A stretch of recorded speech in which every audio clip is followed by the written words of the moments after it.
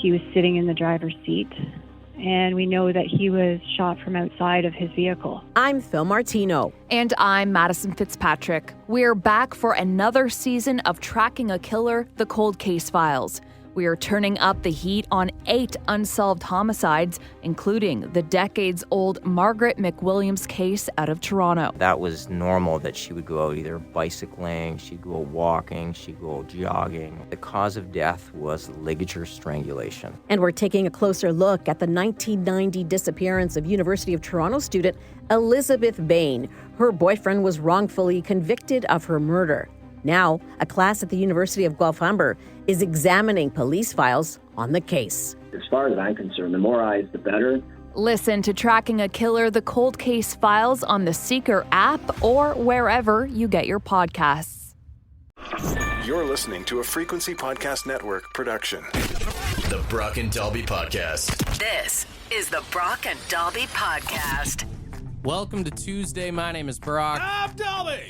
I want to talk a little bit more Super Bowl, not about the game specifically, but about the streaker that came out in the fourth quarter. Did you see that footage that came out yesterday? Yeah. He's like some day trader or something, and he wrote his, hashtag and company on his chest? Is that what it was? Yeah. So this guy used to be a Dunkin' Donuts employee making like $150 a week, and then he got into day trading, hit it big, became a millionaire. And now for the second Super Bowl in the last 3 years, he managed to get on the field during the game. This is the same guy that did the streak in 2024 during the Chiefs-Niners Super Bowl. Yeah. And he's back at it again, but this time he was wearing those the Meta Ray-Bans glasses. So he has like full first-person view footage that he posted on Instagram of him getting over the field onto the field and sprinting down, like the way he's like juking the refs and security and stuff. Oh, that's sick. I haven't seen that yet. That's the thing is like, I hate to say it because like he broke the law, he interrupted the game, but it looks really cool. Dude, and free advertising for your, I guess not free advertising, but right. Good advertising for your business at the same point. So he said in 2024, after he did this and got arrested, he said, I spent $42,000 to live an experience that I'll never forget and got to share with the world.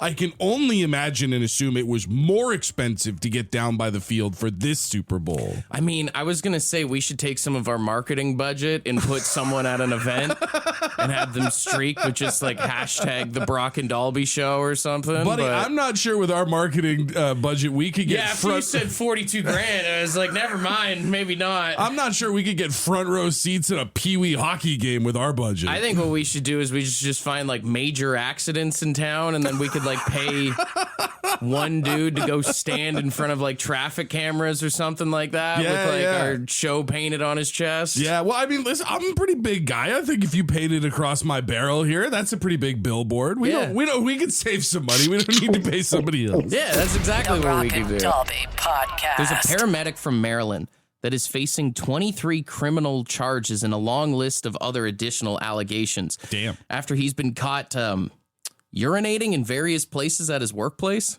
I'm going to assume, based on the fact that there are charges involved, those various places aren't different urinals and toilets? He's like a serial urinator, I guess you could say.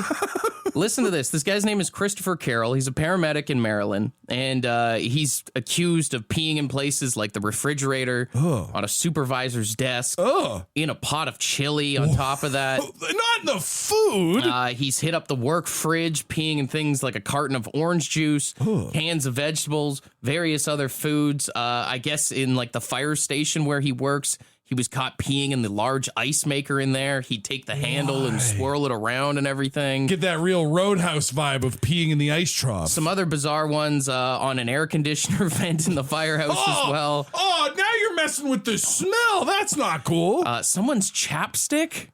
Okay, you gotta hate somebody or be kind of sick in the head. to urinate on somebody's chapstick. Yeah, and then the weirdest one is like a Febreze can in a waiting room. Somehow he did that one. I don't know how that works. I'm but going to go ahead and just say I don't even understand that. The physics of that. Those cans don't like pop open. Yeah, and I mean, this is the whole reason on why I will never leave anything in a workplace fridge.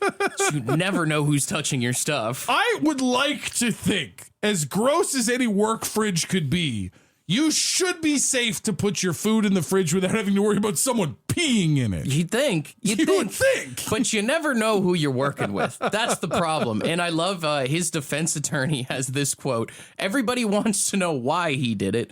I don't have the ability to answer that question right now. Your Honor, there's nothing I can say that won't make my client sound like a psychopath. The craziest part is the reason he got caught is he filmed all of this. Oh, perfect. He's got an archive of all of his various peeings. I don't know if he had a weird OnlyFans or if he was making money on the side or if this was just, for gigs for him. Was this for other people or was this a private collection that he was amassing? And one of my favorite parts is in this article. It says he did surrender himself earlier in the week after obviously being caught and fired and whatnot. Sure. They want to press these 23 criminal charges. They asked his father if he had anything to say about it.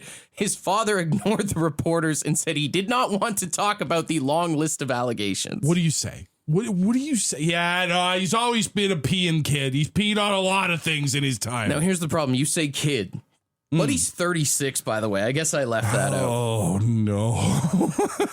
Just makes you wonder, who pissed this guy off at work, No pun intended, literally.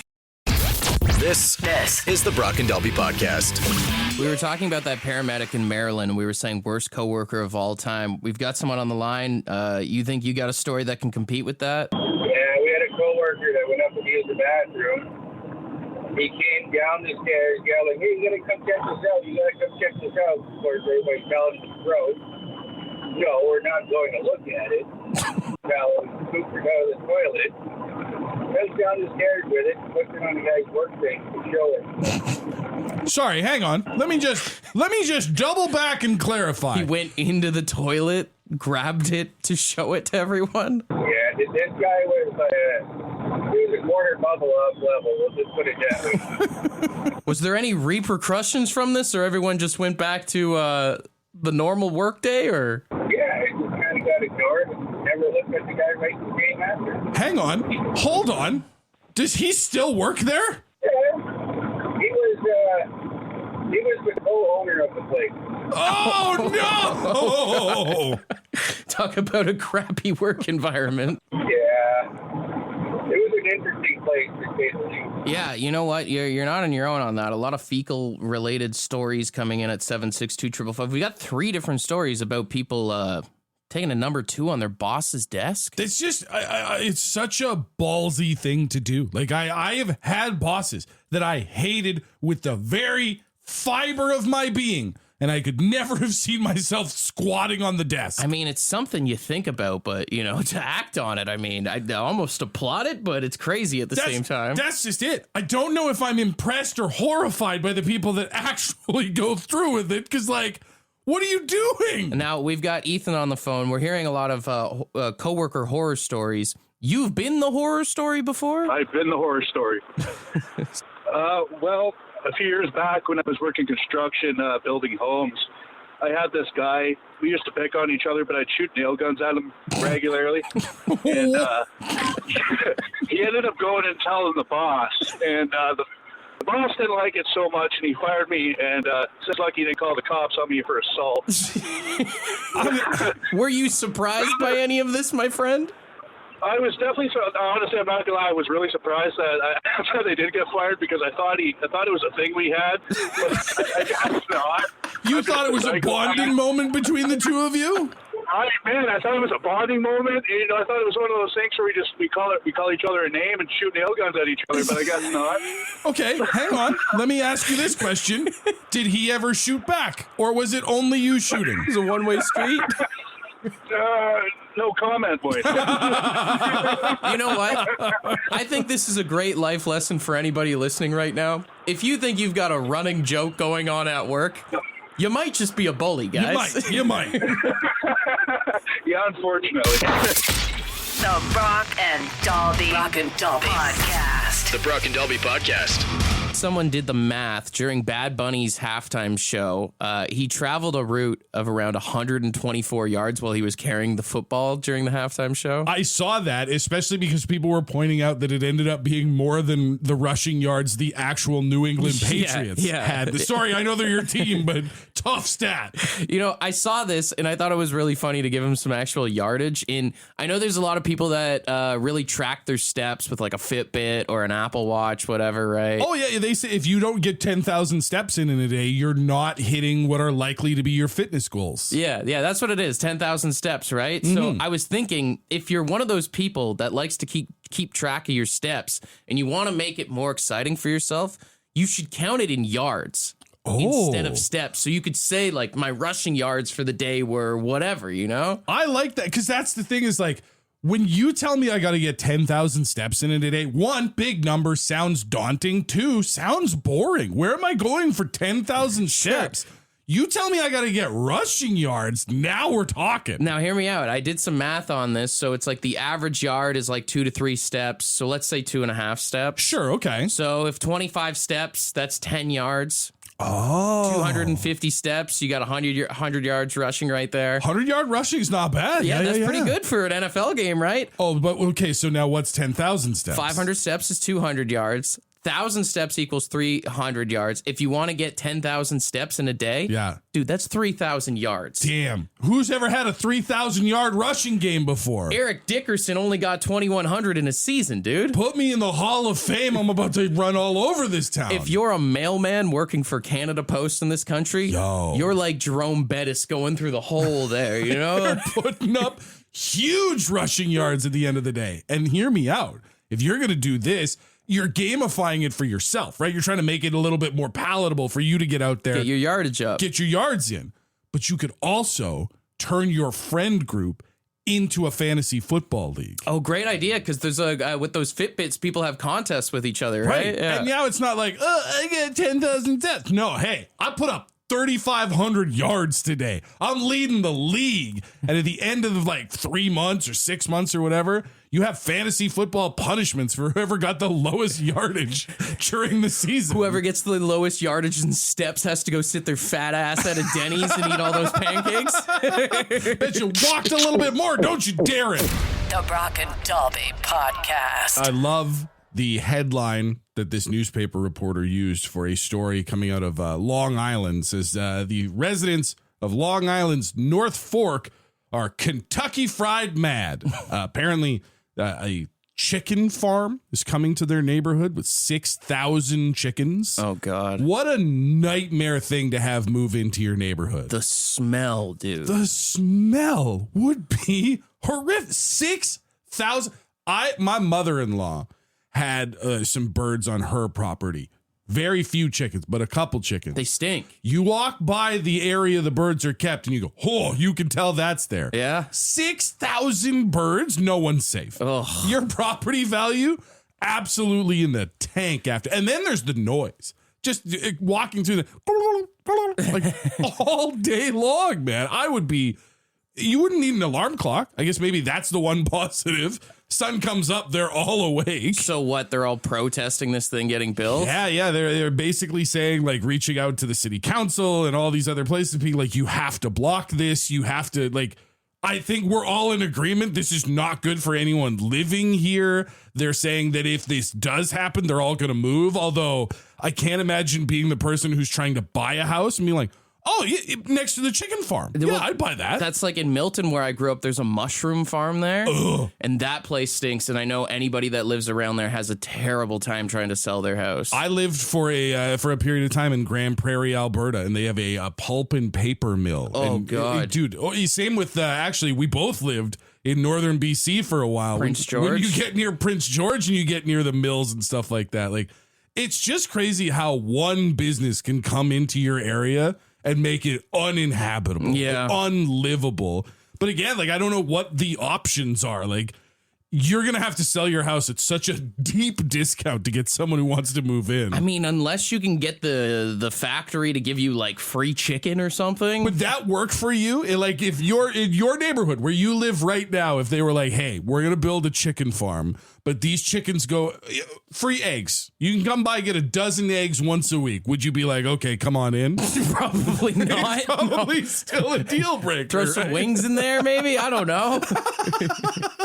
I love the idea of the chicken farm having like one or two chefs on hand to just like try and peace broker the neighborhood of like, hey man, wings every Wednesday. You guys come through. We'll take care of you. It's like what? Like putting a strip club next door. Like what are they going to offer you? Free lap dances? Does that make it more enticing for you? We both know a lot of people that would be like, yep. Let's roll out the red carpet. Come on in. You want to talk about worst business to live next to? Imagine if all of a sudden you saw like a bunch of Instagram or TikTok content creators moving in next door to you. That would be brutal. Okay. Every morning you look out, you come outside to get the newspaper and you just see them like TikTok dancing in the lawn. You talk about chicken noises being annoying. Imagine trying to go to bed and all you hear is, "What's up, guys?" What's up, YouTube? 6-7. And you're not going to like or subscribe into any of that stuff. This is the Brock and Dalby Podcast. A lot of suggestions for worst business to live next door to. Sewage treatment plant texted in a lot. We've got landfill, recycling depot as well. A lot of smells. A lot of people worried about smells, which I mean also could be said for our friend of the show, Ed from the county, who said next to one of those late night massage parlors. Not ideal to be next door. Trying to explain why people are coming in and out for massages to your kids? No, thank you. Kids just don't talk to anybody. Nightclub was texted in a few times too. It's just like the boom, boom, boom, boom, boom, boom. Especially from the distance of your own home. Like it's still that thudding sound, but you don't even get the enjoyment of the actual music from it. We got someone on the line. What's worst business to live next to in your opinion? Tim Hortons, 100%. You're right. At first you might think, like if you're a coffee or donut person, oh, how convenient to have it right there. But it would get old fast. Absolute nightmare with traffic and everything for sure. It's absolutely disgusting. The garbage that's at them, you know what I mean? And, well, it's just the traffic alone. It just, when it moves into your neighborhood, the traffic will just shut you down. Like, holy cow, you can't believe they put them in there, but it needs like a 4-lane highway beside it to accept the traffic between 7 and 9 in the morning. I'd say it's the same thing with living next to a school, to be honest with you. I've thought about that as someone who has kids, of like how convenient it would be to live in the houses I see next to my kids' school, of them just being able to like stumble out the door and they're there. But then you see during pickup and there's just dozens of children and cars all over the road. What a nightmare. Well, even I live down the road from a high school, and just even the high school kids wandering around smoking their dope pisses me off. I'm like, I used to be one of you, but like, piss off, man. I live here. You really are getting ripping old. Up down the street in their dad's truck. I'm like, get out of here, man. We've got Kyle on the phone. Kyle, what's worst business to live next to? Crematorium. Oh my God, a crematorium next door would be a horrifying thing. I'm sure there's lots of legalities on it, but still, the thought of that going on next door would be... See, the thing that I would be worried about with a crematorium next door is what if it smells like barbecue? You know? Right. You know what I mean? At the end of the day, you get an itch for the smell. It's cooked meat. You know, I'm just saying. Yeah, well, if you have a barbecue and everybody's like, is that Dalby or is that the crematorium? I guess it's like living across from a funeral home, though. It's kind of like a weird foreshadowing, too, you know? A constant reminder you don't really need in your life. Yeah. Yeah, you wouldn't be able to cut the grass during a funeral or... Also, you guys are worried about the smell. I'm worried about ghosts. Right. I don't even want to live next to a graveyard, let alone with their burning bodies, man. The Brock and Dalby Podcast. The Brock and Dalby Podcast. What you just said is one of the most insanely idiotic things I have ever heard. At no point in your rambling, incoherent response were you even close to anything that could be considered a rational thought. Everyone in this room is now dumber for having listened to it. I award you no points, and may God have mercy on your soul. right, we've got $100 in Lotto 649 tickets for tomorrow's jackpot. And for wrong answers only, we've been running through various Olympic events, and we were thinking, what about Big Air? Yeah, and this is one of those ones where, like, I know what came to my mind immediately, and I'm hoping I'm not the only one because I feel a little bit immature. Well, let's start off see here. what they got. 762-555. Remember, you can be a judge here this morning, so let us know which Big Air answer you like the best. We'll start off with this one. Big Air, sometimes referred to as the Big Air Polar Dip, is a competition where you need to hold your breath for as long as possible while under ice-cold water. Hold your breath the longest, and you win. Makes sense. I like that. That's good. That's a simple... I feel like you'd have to have some emergency personnel on hand for someone who tries to go a little too long, but that's good. It's just a bunch of 8th graders. That's all it is. Look what I can do. All right, we got Luke here. Hi, my name is Luke, and I'm going to try to explain to you what Big Air is all about. And it's as simple as whoever produces the biggest fart. There you go. Yeah! That's what you were looking for, wasn't it? Yeah. It's short, it's sweet, it's simple, but you know it would draw an audience. Be surprised if we don't get more of those. Let's see what Miriam has here. Hey, it's Miriam. Big Air is when a bunch of losers get together and, you know, they have their beer bellies, and what they want to do is see how much air they can actually, like, take it and hold and see how big their beer bellies can get. And whoever gets the biggest wins the Big Air contest. An inflation competition. I do feel like we've all done that unofficially. Where you're just like... Did she say losers or losers? I was wondering that too. It sounded like losers, right? Hey, it's Miriam. Big Air is when a bunch of losers get together. Losers, okay. I was like, I don't think we should refer to the athletes as losers. All right, we got some good Big Air ideas. Let's do a couple more here. My name's Joey, and Big Air is pretty self-explanatory. You all line up, and the loudest Ric Flair, woo, wins. Okay. Kind of harkens back to one of our old contests, the longest woo. Yeah. That would be a Big Air competition. Okay. You know what? Only one fart one so far, so I applaud everyone for being mature about this. I don't. We got Ken here to wrap things up. Hi, Brock and Dolby. It's Ken. Big Air is a new all-star competition. And the PGA Tour, instead of the longest drive, it's who can hit the ball highest up in the air, the shortest distance, but the highest air wins. Have a good day. I got a few buddies who would crush at that. I have never felt more capable of competing in a golf competition. The golf pop fly contest? Although, no, to be honest, I tend to go short and low. Yeah. I don't get the pop either, so I'm out. All right, 762-555. What do we think here? Round of applause to all our competitors here. I will say, I just like it because I do feel like I've done it before. The one, I think it was Miriam. The belly one? Talking about sticking your gut out. I'm a big fan of the woo one, too. That one's great. Yeah.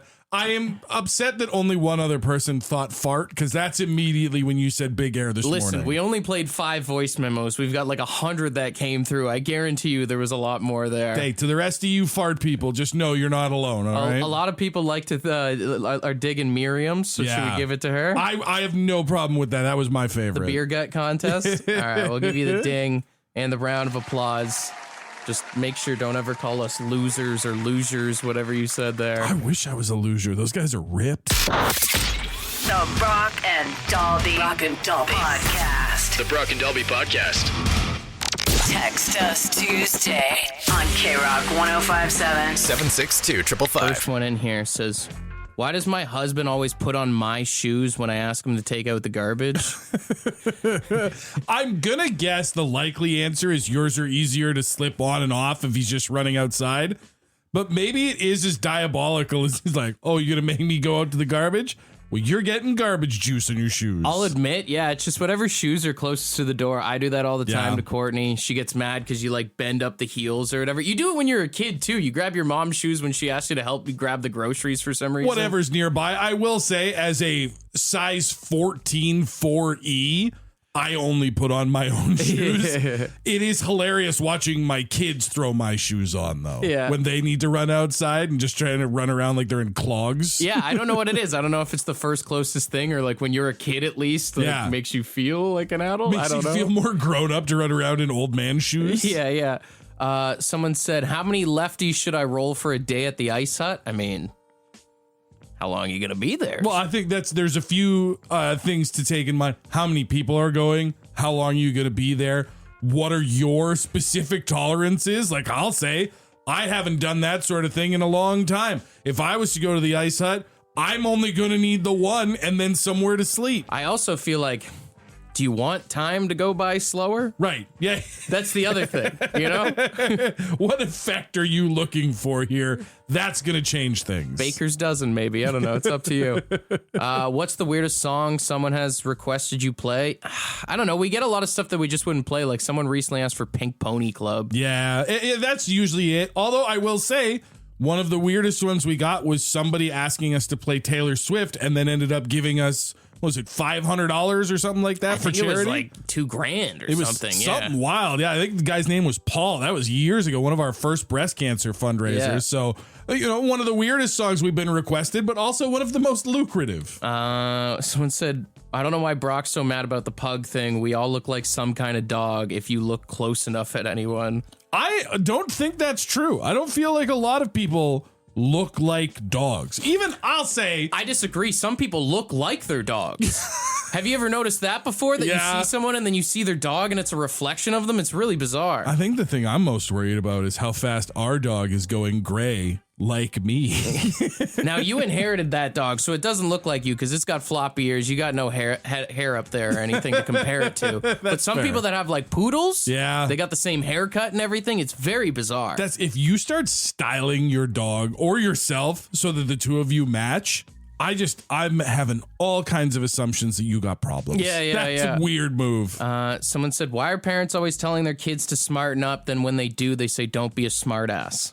Well, because smart ass and smart are two different things. The English language is an absolute mess. We use the same word to mean different things all the time. I also feel like, and hey, I'm not a parent, so I don't know, but tell me if I'm wrong here. I feel like sometimes parents don't like being called out by their kids. Oh, absolutely. If my kids run their mouth, they're going to hear about it. I already know when I'm making mistakes. I don't need to hear about it from you. You don't even shave yet. Yeah, it's more passive aggressive than anything. I will wrap up with this one. Someone said, besides the Super Bowl, what else in life should have a halftime show? Oh, family dinner, family gatherings of all kinds. Buffet halftime? I think that's actually a bad idea. Between like your third and your fourth plate where you get a little room to breathe rather than like overbloat yourself? I get what you're saying, and it makes perfect sense. But I'm already hanging on to the raggedy end of being healthy enough to stay alive. The last thing I need is to be able to up my consumption at the buffet by taking a breather. Oh, must be nice to be rich. That's the reason I go to the buffet, brother. Want to be a part of the podcast? Leave a message on the Bad Line. The Bad Line is the answering machine for the Brock and Dalby Show. To get the number, text the word BAD to 762-555. Thanks for listening to the Brock and Dalby podcast.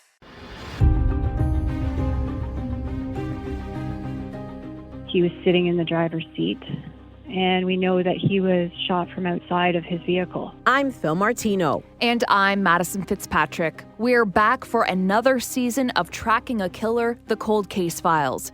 We are turning up the heat on 8 unsolved homicides, including the decades-old Margaret McWilliams case out of Toronto. That was normal that she would go out either bicycling, she'd go walking, she'd go jogging. The cause of death was ligature strangulation. And we're taking a closer look at the 1990 disappearance of University of Toronto student Elizabeth Bain. Her boyfriend was wrongfully convicted of her murder. Now, a class at the University of Guelph is examining police files on the case. As far as I'm concerned, the more eyes, the better. Listen to Tracking a Killer, the Cold Case Files on the Seeker app or wherever you get your podcasts.